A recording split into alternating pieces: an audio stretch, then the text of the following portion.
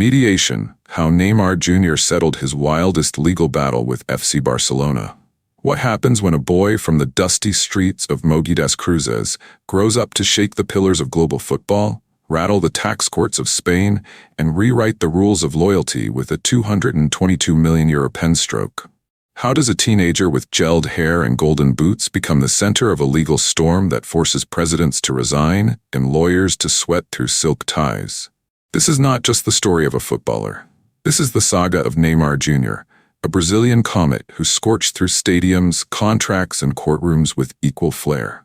From the sacred turf of Santos FC to the velvet boardrooms of Barcelona, from Parisian champagne to Spanish subpoenas, Neymar's journey is a cocktail of brilliance, controversy, and courtroom samba.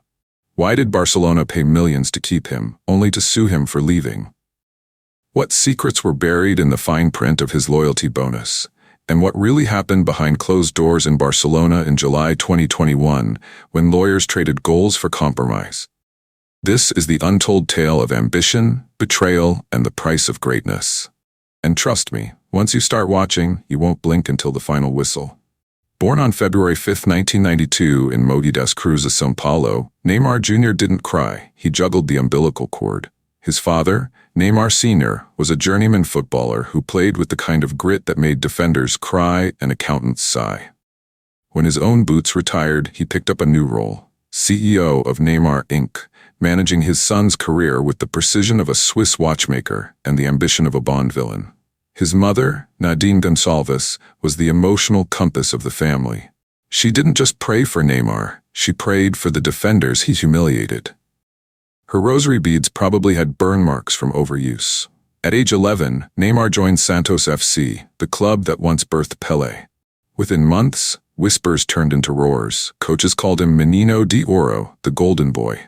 He wasn't just scoring goals, he was rewriting physics. His dribbles defied gravity, his passes bent time, and his haircuts defied logic. By 17, he was a national treasure. Brazil hadn't seen this kind of hype since Carnival met World Cup. Sponsors lined up like pilgrims at a shrine. Nike, Panasonic, and even toothpaste brands wanted a piece of the boy whose smile could sell stadiums. By 21, Neymar was no longer just a footballer. He was a global brand. He had his own logo, his own fragrance, and his own entourage, which included stylists, chefs, and a man whose sole job was to carry his phone charger. In 2013, he made the leap to FC Barcelona, joining forces with Lionel Messi and Luis Suarez to form the holy trinity of terror.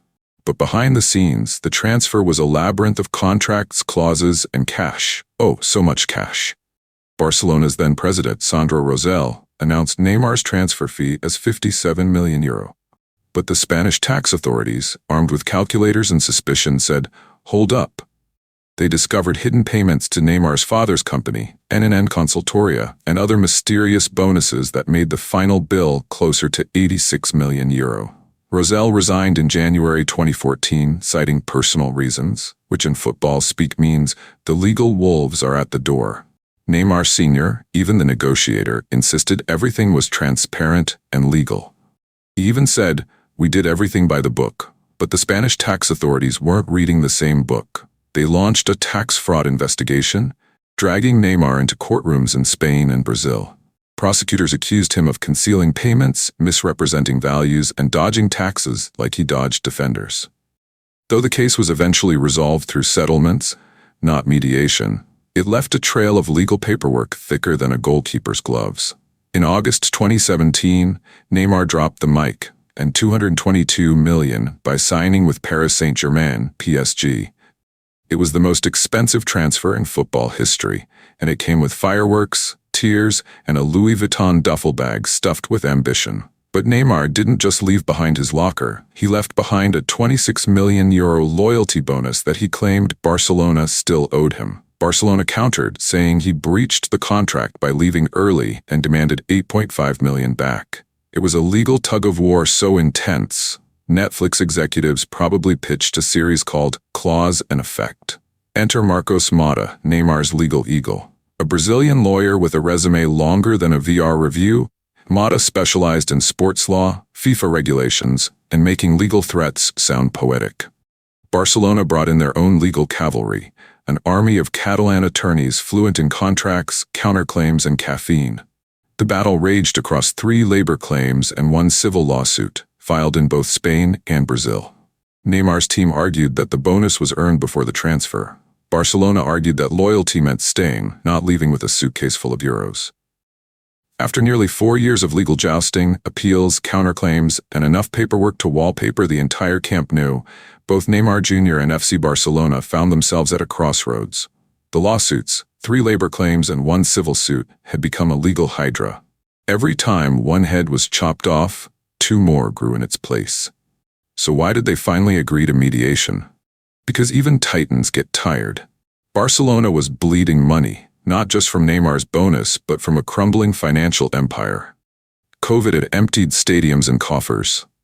Neymar, meanwhile, was thriving in Paris, scoring goals and dodging defenders, but the legal shadow from Spain kept following him like a clingy ex. Both sides realized that continuing the fight would mean more legal fees, more bad press, and more awkward silences at FIFA galas. So they did what grown-ups do when the shouting stops. They sat down. The mediation took place in a discreet office in Barcelona. No press, no cameras, just lawyers, coffee, and the sound of pens scratching out compromise. The room smelled of espresso and tension. On one side sat Neymar's legal team, led by Marcos Mota, the Brazilian legal eagle whose suits were as sharp as his clauses.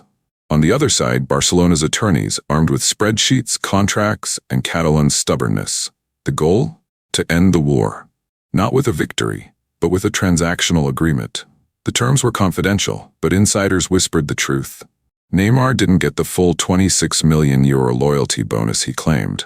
Barcelona didn't get the €8.5 million refund they demanded. It was a draw, like a 2-2 match where both teams walk off the pitch bruised but breathing. Barcelona released a statement with the emotional range of a tax form. "We have reached an amicable agreement." Neymar's camp? Silent. And for Neymar, silence is louder than a goal celebration. The man behind the myth. Neymar Sr. didn't just manage his son's career, he engineered it like a Formula One pit crew. Known for his sharp suits, sharper negotiation tactics, and a Rolodex that included presidents, sheikhs, and shoe designers, he once said, "My son is not just a player, he's a brand." And he meant it. Every clause, every bonus, every Instagram post was part of a master plan. But even master plans hit turbulence when contracts get murky. He trusted that loyalty bonuses would be honored even after a record-breaking exit. But loyalty, as it turns out, doesn't travel well, especially when it's packed in a Louis Vuitton duffel bag, headed for PSG. They structured contracts with vague clauses, the kind that invite legal ambiguity like moths to a flame. They assumed Neymar would stay. He didn't.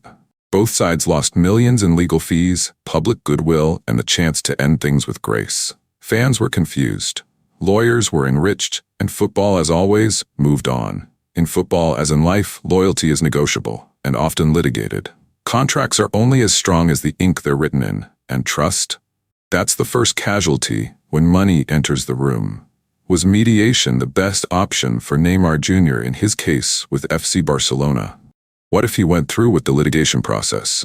Let us know your thoughts in the comment section. Make sure to follow us, subscribe to the channel, and smash that notification bell so you never miss a single drop of our jaw-dropping stories. Because here, we don't just tell history, we make it irresistible.